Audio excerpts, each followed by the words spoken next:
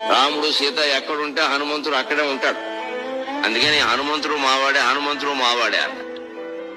ఇంతట్లో అక్కడ ఒక ముస్లిం ఉన్నాడు. ఒక వచ్చి ఆయన అన్నట్టే, మీరందరి వాదంలో తప్పే, హనుమంతుడు తమిళం వాడు కాదు, హనుమంతుడు ఉత్తరాది వాడు కాదు, హనుమంతుడు ముసల్మాన్ అన్నట్టు.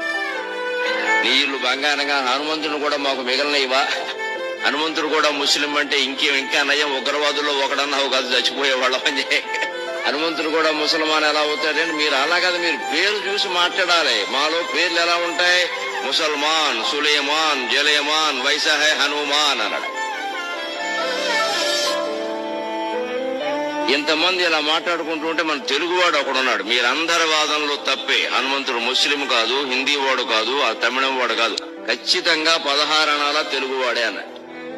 నువ్వెలా చెప్తావయ్యా ఆ విషయం అంటే, తన పని కాకపోయినా సరే దాన్ని నెత్తి మీద వేసుకుని, అవతల వాడికి దానికి ఏమీ ప్రయోజనం లేకపోయినా సరే, అవతల వాడు కనీసం టీఏలు కూడా ఇవ్వకపోయినా సరే, సొంత ఖర్చులు పెట్టుకుని అంత దూరం వెళ్లి కొంపలు అంటించే వ్యవహారం మా తెలుగువాడు ఒక్కడికే ఉంటుంది, ఇంకెవరికి. రాముడు సీత